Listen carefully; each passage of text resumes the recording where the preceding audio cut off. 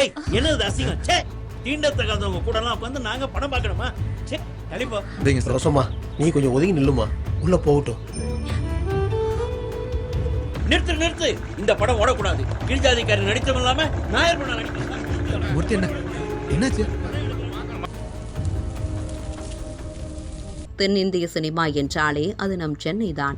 இங்குதான் அனைத்து தொழில்நுட்பங்களும் இருந்தன. இதனால் மலையாளம், கன்னடம், தெலுங்கு மொழி படங்கள் இங்குதான் தயாராகின. அவர்களது ஊரில் ஷூட்டிங் எடுத்துவிட்டு படத்தை இங்கு கொண்டு வந்துதான் எடிட்டிங் வேலைகளை செய்வார்கள். இன்னும் இங்குள்ள ஸ்டுடியோக்களில் தான் பெரும்பாலும் படப்பிடிப்பும் நடக்கும். இந்த நிலையில் கேரளாவை மையமாக வைத்து திரைத்துறையை உருவாக்க வேண்டும் என எண்ணினார் ஜே.சி. டேனியல் என்ற ஜோசப் செல்லையா நாடார். இவர் பல் மருத்துவர். இவரது சொந்த ஊர் குமரி மாவட்டம் அகஸ்தீஸ்வரம்.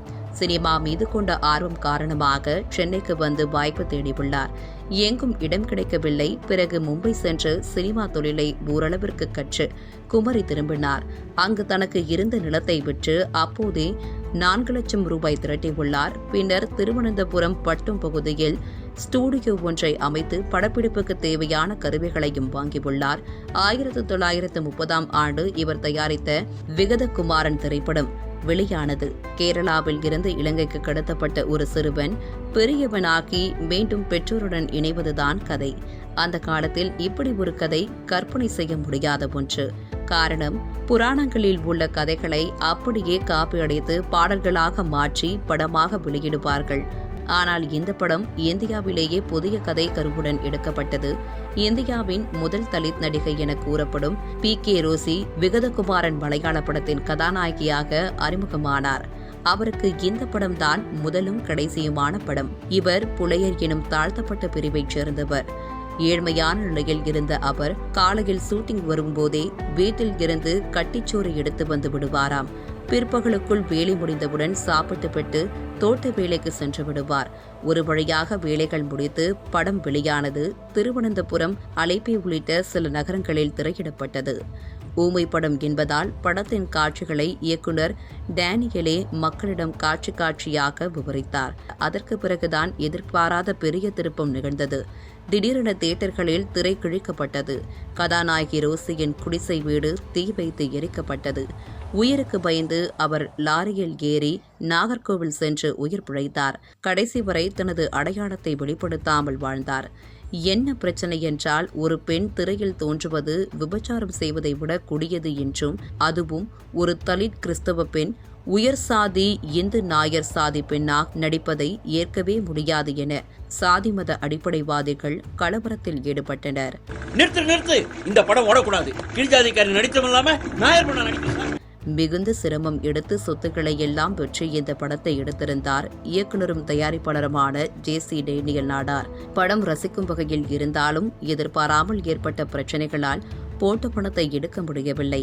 இதனால் பெரும் கடனுக்கு ஆளான டேனியல் தன்னுடைய ஸ்டுடியோ பொருட்களை விற்பனை செய்துவிட்டு கடைசி காலத்தில் மதுரைக்கு வந்து பல் மருத்துவம் செய்து தனது கடைசி காலத்தை கழித்துள்ளார்.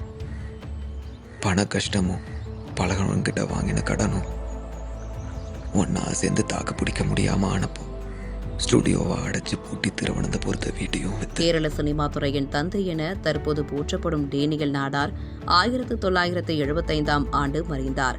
அப்போது அவருக்கு கேரளாவில் எந்த அங்கீகாரமும் கிடைக்கவில்லை. அரசாங்கத்தாலோ திரைத்துறையாலோ அவரது பணிகளுக்கு பாராட்டுகள் கிடைக்கவில்லை. காரணம், அவர் தமிழர் என்பதால். இதில் மற்றொரு சோகம், படத்தில் பிரிண்டும் அழிந்துவிட்டது. தற்போது பார்வையாளர்களுக்கு அது காண கிடைக்கவில்லை.